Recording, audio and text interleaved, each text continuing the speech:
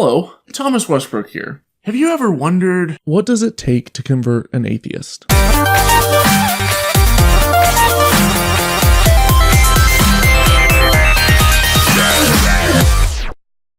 Now, before I open this can of worms, I have two disclaimers. First, deists believe that a god created everything, winding the world up like a clock and then just left it to run. This type of god could have predestined everything simply by orchestrating the size, direction, and speed of the Big Bang, with our current choices being just the predestined sum of our past experiences. But this type of god is impossible to prove, due to the striking similarity between absence and non-existence. Think about it. You can say that God's not non-existent, and is just invisible, unsmellable, doesn't interact with us in any way, and is completely undetectable. But honestly, what's the difference? Besides, most people who believe in a God who hears and answers prayers and interacts with the world around them. So I'll stick with how you can convince an atheist that an interactive God exists. Second, there's a massive leap between proving the existence of any interactive deity and proving the existence of your interactive deity. For the purpose of this short video, I'll only attempt to deal with the former. Many theists claim that they have experienced a supernatural event that proves they're God, or they know someone who has. But what piece of supernatural evidence would it take to convince an atheist that such an interactive God exists? I've been a member of the atheist community for some time now, and I've had the opportunity to meet with former theists from all over the world and ask them why they left their faith. Now, I'm sure there are a few outliers, but without exception, every single person of the hundreds I've talked to did so because they began asking questions and following the evidence. They didn't become atheists because they were mad at God over some traumatic event, and they didn't leave their faith because they wanted to live a life of sin. They left because they were intellectually honest enough to follow wherever the truth led. So, if most atheists favor reason, logic, and science and are open to changing their minds and admitting they're wrong, most of them have done it at least once before, then it's safe to assume that evidence and reason could bring them back to their faith, if that's where the evidence pointed. And here's where we hit a philosophical dilemma. How can we detect the supernatural world? If you can detect it naturally, it wouldn't be supernatural, right? After all, if God uses the physical world by, say, triggering a release of the naturally occurring hallucinogenic dimethyltryptamine, or DMT, in a person's brain, and she speaks to them in that hallucination, this supernatural experience is entirely indistinguishable from a natural one.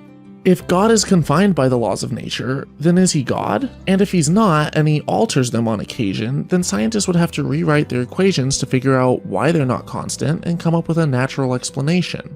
There has to be a way to test and prove a supernatural God's existence that's outside of naturally occurring events, by just measuring the effects of the supernatural on the natural world without having to measure the supernatural itself. We know we can't rely on anecdotal evidence, or eyewitness testimony, because revelation is only revelation to the first person and hearsay to everyone thereafter, because stories change and are exaggerated and memories are altered every time they're recalled. We can't use the stunts of repeatedly debunked faith healers who rely on earpieces, the placebo effect, the naturally anesthetic effects of adrenaline, and easily replicable sleight of hand to fool their sheep.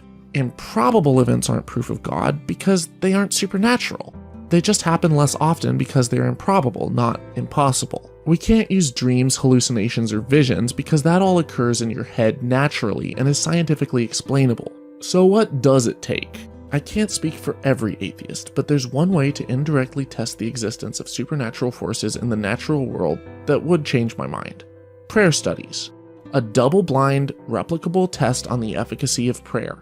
If a supernatural deity existed who answers prayers, there would be a strong correlation between people being prayed for and otherwise unexplainable healings, and the results would be well outside the margin of error. It would only work when the right gods were prayed to. You could expect amputees to regularly regrow limbs, the blind to see, and people to come back from the dead.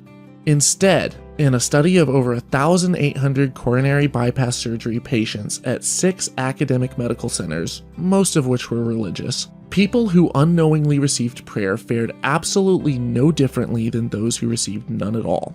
And people who received prayer and knew they were being prayed for felt stressed by that knowledge and actually had more complications, probably due to the psychological pressure to recover faster and not let their God down. Now, I know critics are going to say that you can't test God and you just have to take it on faith, but you apply that same mindset to any other myth, superstition, or conspiracy theory, and you'll get eye rolls, face palms, or shipped off to a loony bin because you're a gullible peddler of nonsense, and credulity is and should be pitied. Others will say that prayer only works when you don't doubt, and testing it is doubting it. But that's like saying that a magic trick works better the more gullible you are. You may further argue that God answers prayers, but sometimes he says yes, other times he says no, and sometimes he says wait, which oddly are exactly the same results I get if I pray to a can of beans. Now, prayer studies are just one way to prove to me the existence of God, and there are others, but all of the evidence gathered points to no deity at all, and so far, no evidence brought forth in favor of God has ever, even remotely, held up under scrutiny. Please like and share this, and support me on Patreon if you can. Y'all rock. Don't drink the Kool-Aid.